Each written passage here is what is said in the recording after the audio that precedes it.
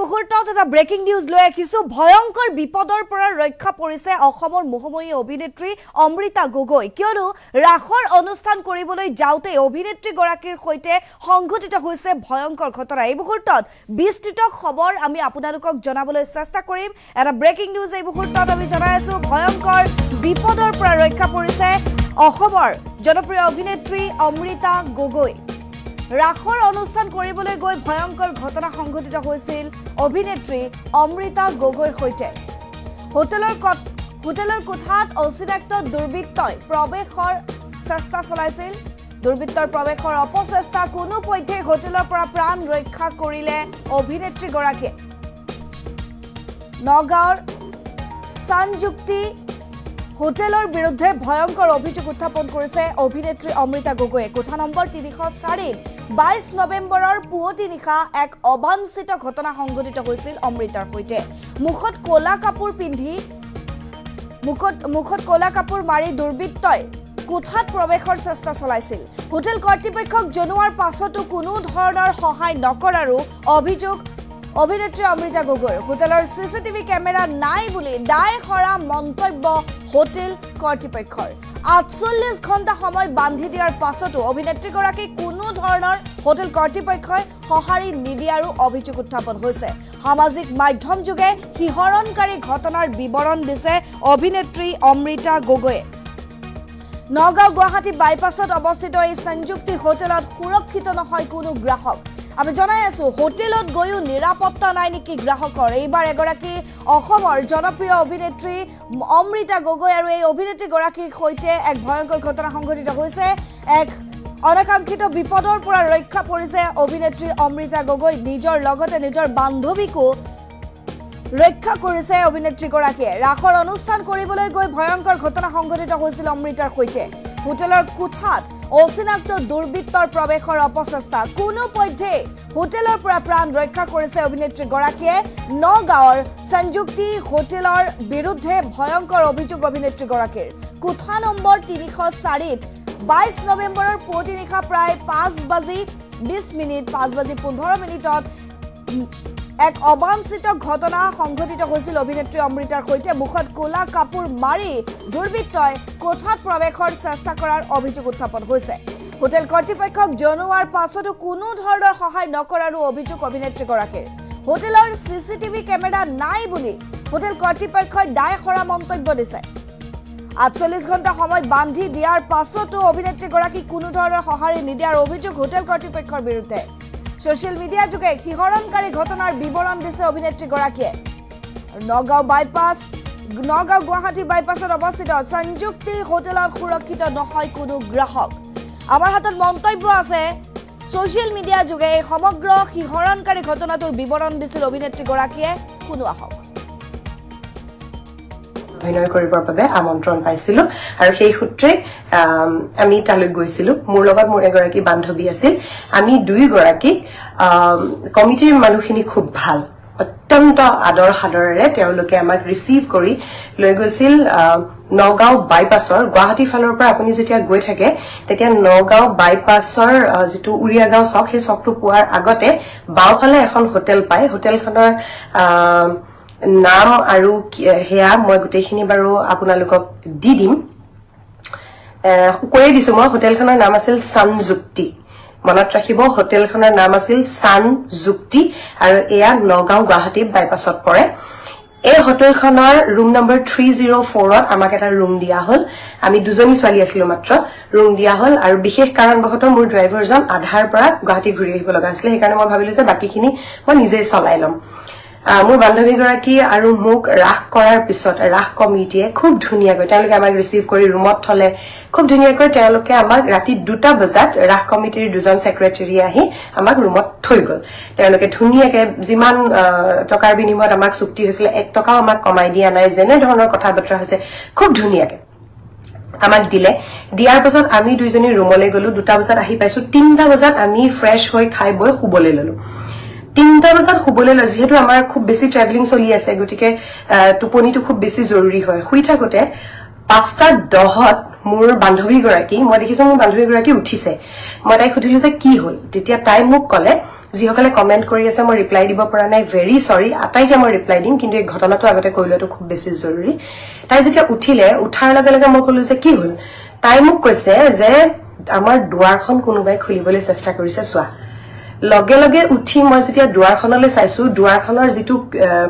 লক থাকে হে লকটো লাহে লাহে মানে ভিতৰ ফালে যেটো লক থাকে হে লকটো লাহে লাহে ঘুৰিছে এবাৰ কোফালে ঘুৰিছে এবাৰ বাওফালে ঘুৰিছে লাহে লাহে ঘুৰিছে মই লগে লগে জপিয়াই দৰজাখনৰ ওচৰলৈ গলো গাৰ হেসাৰে মই দৰজাখন হেসি ধৰি আছো আৰু দৰজাখন গাৰ জোৰেৰে ধৰি থাকি যেটো আই হোল থাকে দৰজাৰ আই হোল থাকে আই হোলটোৰে যেতিয়া মই চালু তেতিয়া মই দেখা পালো যে মুখত কাপোৰ বন্ধা আছে এটা লৰা মাত্ৰ মুখত কাপোৰ বন্ধা আছে আৰু তেনেকুৱা এটা লৰাই আমাৰ ৰুমৰ দুৱাৰৰ লকটো লাহে লাহে মানে খুলিবলৈ ট্ৰাই কৰি আছে মই তাৰ হাতখন দেখা নাই কাৰণ আই হোলেৰে দেখিলে মই মাত্ৰ ওপৰৰ ইমানখিনিহে দেখা পাম সেইখিনি দেখা পাইছো যে হি হেতু খুলিবলৈ ট্ৰাই কৰি আছে মই মোৰ লগৰ গৰাকীক লগে লগে কৈছো যে হোটেলৰ মালিকক ফোন কৰা কাৰণ আগদিনা হোটেলৰ মালিক আহিছিল আমাক লগ পাবলৈ তেতিয়া তেখেতে নিজৰ পাৰ্সোনাল নম্বৰটো আমাক দি গৈছিল কৈছিল কিবা অসুবিধা হলে আমাক জনাব তেখেতক মোৰ লগৰ গৰাকীয়ে 5:24 5:25 5:26 তিনিবাৰ ফোন কৰিলে তেখেতে ফোন ৰিসিভ কৰা নাই হ'ব পাৰে তেখেত শুই থাকিব পাৰে যেটো সময় সেই সময়ত সাধাৰণতে টোপনি ভগাটো অকমান টান তেখেতে ৰিসিভ কৰা নাই তাৰ পিছত আমি কমিটিৰ সেক্ৰেটাৰীক ফোন কৰিলো কমিটিৰ সেক্ৰেটাৰীয়ে ফোন ৰিসিভ প্ৰথমবাৰ নকৰিলে কিন্তু তেওঁ লগে লগে কল বেক কৰিলে আমাক সুধিলে বাইদেউ কিবা হৈছে তেতিয়া তাই কলে মোক একদম ফুসফুসাই কোৱা যাতে বাহিৰত থকাটোৱে গম নাপায় কাৰণ হি যদি গম পায় যে আমি একো নাজানো যে তাৰ হাতত কিবা ওয়েপন আছে নে কি আছে একো বুজি পোৱা নাই যে কিয় হি আমাৰ দুৱাৰ ভাঙিবলৈ চেষ্টা কৰিছে লকটো ভাঙিবলৈ চেষ্টা কৰিছে তেতিয়া তাই মানুহজনক কলে যে দাদা কোনোবাই আমাৰ দুৱাৰ ভাঙিবলৈ চেষ্টা কৰিছে আপোনালোক সোনকালে আহক তেওঁ কলে মই ইমিডিয়েট গৈ আছো এতিয়া মই ভাবি আছো যে আৰু লাহে লাহে চাইছো ওপৰৰ যেটো সিটকানি আৰু তলৰ যেটো সিটকানি হে দুটাৰ ঠাইত লাহে লাহে জোৰ দিছে এনে মোৰ চিন্তাটো হ'ল যে এজন লৰা যদি বেলেগ কথা কিন্তু যদি সাইডত আৰু কোনোবা আছে মইতো আই হলেৰে হেয়া দেখা নাই লগে লগে আমি দুজনে চিঞৰিবলৈ আৰম্ভ কৰিলো হোটেল সানজুক্তিৰ ৰুম নম্বৰ 304 ত আমি চিঞৰিছো ৰাতিপুৱা 5:25-26 মানত আমি দুজনীয়ে খুব জোৰেৰে চিঞৰিছো চিঞৰাৰ লগে লগে লৰাজন আঁতৰি গুচি গল মই কিন্তু আই হোলটোৰ পৰা চকু আঁতৰাই আনা নাই অকল সময় পাছত দেখিছো সেই একেজনে লৰা কিন্তু মুখৰ পৰা কাপোৰখন আঁতৰাই পেলাই হি অহা যোৱা কৰি আছে দুফালে অহা যোৱা কৰিছে দুবাৰ হি যেতিয়া অহা যোৱা কৰা দেখিলো তেতিয়া আমাৰ চিন্তা হল যে ৰুমৰ পৰা আমি উলাম কেনেকে কাৰণ ৰুমৰ পৰা যদি উলাও আৰু যদি দুটা লৰা তাৰ লগত আশেপাশে ৰৈ আছে হেতুটো নাজানো গতিকে আমি ৰুমতে সোমালো মানে আমি 3টা বজাত শুইছিলো প্ৰায় 2.5 ঘণ্টা sorry 2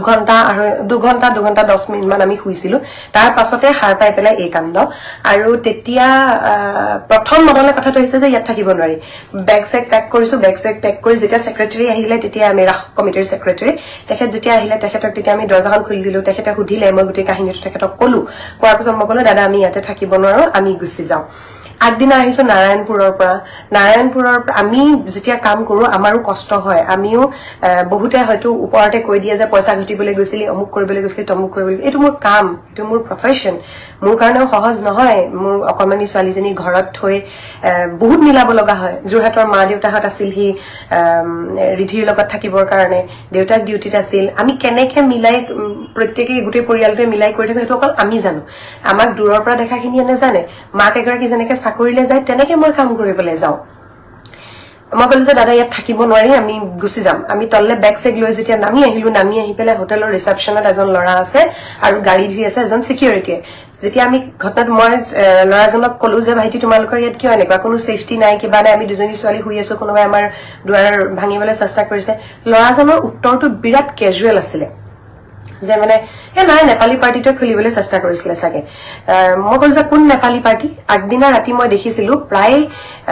যথেষ্ট সংখ্যক মানুহ এখন বাছত আহিছিল তেওঁলোকো এই হোটেলখনতে আছিল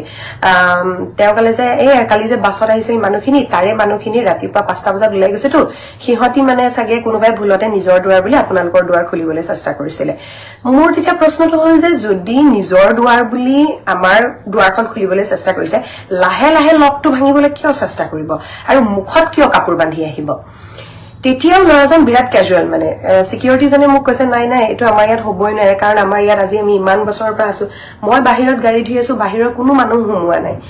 এতিয়া সিকিউৰিটি জনে যেতিয়া নিজে আৰু সিকিউৰিটি জন নহয় কাৰণ আই হোলেৰে মই যেতিয়া দেখিছো সিকিউৰিটি জন উখ মানুহজন তেওঁৰ চুলি অলপ কম আছে কিন্তু মই যেটো লৰা দেখিছো সেই লৰাটোৰ চুলি তুলি আছে আৰু হি পুৰা মুখখন বান্ধি আছে মই সিকিউৰিটিজনক কলো যে দাদা আপুনি নহয় আপুনিটো হবই নোৱাৰে কাৰণ আপোনাৰ লগত যেটো বডি স্ট্ৰাকচাৰ হে বডি স্ট্ৰাকচাৰটো নিমিলে তেতিয়া সিকিউৰিটিজনে কৈছে যে ভন্টি বাহিৰৰ পৰা কিন্তু কোনো যোৱা নাই কাৰণ মই ইয়াতে গাড়ী ধুই আছো বাহিৰৰ পৰা কোনোবা যোৱালে মই দেখিলো হেতেন মই তেতিয়া কৈছো যে যদি বাহিৰৰ পৰা যোৱা নাই তেনেহলে ভিতৰলে মানুহ হ'ব লাগিব তেতিয়া মই বিচাৰিলো সিসিটিভি ফুটেজ আমি সেকেন্ড ফ্লোৰত আছিলো সেকেন্ড ফ্লোৰৰ যেতিয়া আমি সিসিটিভি ফুটেজ বিচাৰিলো তেতিয়া আমাক কলে যে সেই ফ্লোৰটোত সিসিটিভি নাই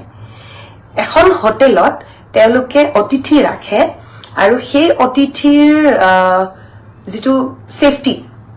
এই সেফটিৰ কাৰণে প্ৰথম কথাটো হৈছে সিসিটিভি ক্যামেৰা যেটো বস্তু তেওঁলোকে ইনষ্টল কৰাই নাই মানে তেওঁলোকৰ মই নাজানো যে কি মানে সুবিধা থাকিলে এখন হোটেল তেনেকে চলাব পাৰে বা প্ৰশাসনে কি ধৰণৰ অনুমতি দিলেহে এখন হোটেলত মানে অতিথি ৰাখিব পাৰে কিন্তু মই ভাবো সিসিটিভি টো ফাৰ্স্ট এণ্ড ফৰমোষ্ট কথা হয় কাৰণ যদিহে সিসিটিভি টো নাথাকে আজি যদি হেদিনা কিবা কাৰণত মোৰ বন্ধুগৰাকী বান্ধৱীগৰাকী সেই সময়ত সাৰ নাপালে হেতেন তাই যদি সাৰ নাপালে হেতেন তেনেহলে আমিও শুই থাকিলে যথেষ্ট ভাগৰত আছিল আমি আৰু লকটো যদি লাহে লাহে খুলিব পাৰিলে হেতেন তেনেহলে আহি আমাৰ মুখত স্প্ৰে কৰি আমাক বেহুছ কৰি দিয়াটো একো ডাঙৰ কথা নাছিলে তাৰ পাছত হয়তো হৰফেৰা আখৰেৰে মই হয়তো হিনা মৰি যাবলৈও আছিল হয়তো মই ঘৰ আৰু ঘূৰি আহি নাপাবলৈও আছিল কিন্তু ভগৱান আছিলে ভাগ্য ভাল আছিলে ৰাখৰ অনুষ্ঠান কৰি আছো ভগৱানৰ অনুষ্ঠান কৰি আছো তেনেকুৱা অৱস্থাত ভগৱানে চকু মেলি চালে আমি হাৰ পালো কোনো কাৰণত হেখিনি সময়ত আমি হাৰ পৰা কথাই নাহে ইমান বেছি ভাগৰত কিন্তু আচৰিত কথাটো যে হিদিনা মই তেতিয়া তেওঁলোকক তেনেকে কলো মালিকজন আহিলে অলপ দেৰি পিছত সেক্ৰেটাৰীয়ে ফোন কৰিলে মালিকজন আহিলে মালিকজনক মই গোটেই কাহিনীটো কৰাৰ পিছত মই কলো যে আপোনালোকৰ সিসিটিভি ফুটেজ তেওঁলোকৰ যেটো গ্ৰাউণ্ড ফ্লোৰত আছে আমি থকা ফ্লোৰটোত নাই কিন্তু তেওঁলোকৰ ৰেষ্টুৰেন্ট পাৰ্কিং লিফট আৰু মানে স্টেয়াৰকেছেদি নামি অহা এৰিয়াটো হেখিনি এৰিয়াত সিসিটিভি আছে মই কলো ঠিক আছে আপোনালোকে তলৰ জাগাখিনিৰ সিসিটিভি ফুটেজটো উলিয়াই থক হোটেলৰ পৰা আমি ৰাতিপুৱা 5:30 বজাত গুছি গলো 5:30 বজাত গৈ হেদিনা মই শিৱসাগৰ নাজিৰাত ৰাখ কৰিলো নাজিৰাত ৰাখ কৰি তাৰ পৰা মই ঘূৰি আহিছো কালি অৰ্থাৎ 23 তাৰিখে কাহিনীটো আছিল 21 তাৰিখে 22 তাৰিখে ৰাতিপুৱা আমি 23 তাৰিখে গধূলি তেওঁলোকৰ লগত কমিটিৰ মানুহে তেওঁলোকৰ লগত কন্টাক্ট কৰিলে কমিটিৰ মানুহে কলে যে তলৰখিনিৰ সিসিটিভি ফুটেজ লাগিব এটা হেই সিসিটিভি ফুটেজ কমিটিৰ মানুহ আহি পালে কমিটিৰ যিকেজন দাদা আছিল তেওঁলোকে আমাক যথেষ্ট কৰ্পোৰেট কৰিছে তেওঁলোকে যথেষ্ট সহায় কৰিছে আমাৰ এটা ফোনত ৰাতিপুৱা ইমান ব্ৰহ্মপুৱাত তেওঁলোকো সাকে ৰাখ কৰি খুবলে পোৱাই নাছিলে তেওঁলোকো আহিছে কালি আমি যেতিয়া মই প্ৰথম একচুয়ালি পুলিচত কেছ কৰা নাছিলো বা লাইভ কৰা কিবা কৰা নাছিলো কাৰণ মই কন্ট্ৰভাৰ্সিটো হুমাব বিচৰা নাছিলো এই বস্তুবিলাকত হুমাব একেবাৰে ইচ্ছা নাছিলে মই ভাবিছিলো যে হোটেলৰ কৰ্তৃপক্ষই আমাক সহায় কৰিব হোটেলৰ কৰ্তৃপক্ষই আমাক সিসিটিভি ফুটেজ প্ৰভাইড কৰিব যেতিয়া সিসিটিভি ফুটেজ প্ৰভাইড কৰিব তেতিয়া দুখীজনটো ধৰা পৰিবই আৰু মোৰ কথাটো কৰবাত মানে পুলিচ কেছ দি বা মিডিয়া মাটি হুলস্থুল কৰাটো নহয় মোৰ কথাটো আছিল যে দুখীজন ধৰা পৰিব লাগে যিয়ে এটো কৰিবলৈ চেষ্টা কৰিছে হি ধৰা পৰিব লাগে কাৰণ সেই ৰুমটোত যে আমি দুজনী ছোৱালী আছো সেই কথাটোতো হোটেলৰ মানুহেহে জানিব বাহিৰৰ মানুহে কেনেকৈ জানিব যে আমি হেখন হোটেলত আছো বুলি বহুত মানুহে জানিব কিন্তু সেইটো ৰুমত আছো বুলি কেনেকৈ জানিব স্পেসিফিক্যালি এটা ৰুমত আছো বুলি কেনেকৈ জানিব আৰু দুই নম্বৰ কথাটো যে তেওঁলোকে যে কৈছে এই নেপালী মানুহখিনিয়ে কোনোবাই চেষ্টা কৰিছিলে নেপালী মানুহখিনিয়ে অচিনাকি ঠাইত তেওঁলোক আহিছে পৰশুৰাম কুণ্ডলে যাবলে ৰাতিপুৱা সময়ত তেওঁলোকৰ গোটেই টিমটো ওলাই গৈছে গোটেই টিমটো ওলাই যোৱাৰ মাজত কোনোবা এজন লৰাই অকলে গৈ এটা ৰুমত তলা ভাঙিবলৈ চেষ্টা কৰিব তাৰ ভিতৰতো আমি ছোৱালী দুজনীয়ে আছো নে মস্ত দুটা হিউজ লৰাই আছে নে কাৰবাৰ হাতত মানে কোনোবা গুণ্ডা এটা আছে নে বাহিৰৰ লৰা এজনেটো কেতিয়াও জানে মাত্ৰ হোটেলৰ মানুহখিনিয়ে কিন্তু তথাপিতো মই ভাবিছিলো যে অসমীয়া মানুহ তেওঁলোক যিসকলে ব্যৱসায় কৰি আছে অসমীয়া মানুহ তেওঁলোকে আমাৰ নিজৰে মানুহ তেওঁলোকে ব্যৱসায় কৰিছে কিবা এটা ভুল হৈছে কাৰোবাৰ তেওঁলোকৰ সিকিউৰিটিত কিবা এটা গ্যাপ ৰৈ গৈছে গতিকে মই যদি এটা ভিডিও কৰো বা মই যদি এখাৰ কথা কওঁ হয়তো তেওঁলোকৰ প্ৰফেশনটোত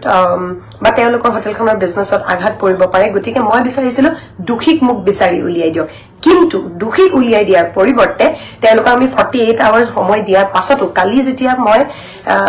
শিৱসাগৰ নাজিৰাৰ পৰা গুৱাহাটী আহি আছো মই নগাঁও তেওঁলোকৰ হোটেলখনত সোমাইছো হোটেলখনত তেওঁলোকৰ লগতে কমিটিৰ দাদাগিজনো আছিল কমিটিৰ দাদাগিজনে তেওঁলোকক অলৰেডি বলে ৰাতিপুৱাৰ পৰা কৈ থৈছিলে যে সিসিটিভি ফুটেজখিনি ৰেডি কৰি থব কিন্তু সিসিটিভি ফুটেজৰ ঠাইত আমি যেতিয়া সোমালো হোটেলৰ মালিকজনে মোক কৈছে যে এনেবা তেওঁ কিন্তু যথেষ্ট মানে নম্ৰভাৱেই কথাখিনি কৈছে কিন্তু তেখেতৰ লগত আৰু এজন ব্যক্তি আছিল যিজন ব্যক্তি তেখেততকে বয়সত অলপ ডাঙৰ হ'ব সেই ব্যক্তিজনে খুব মানে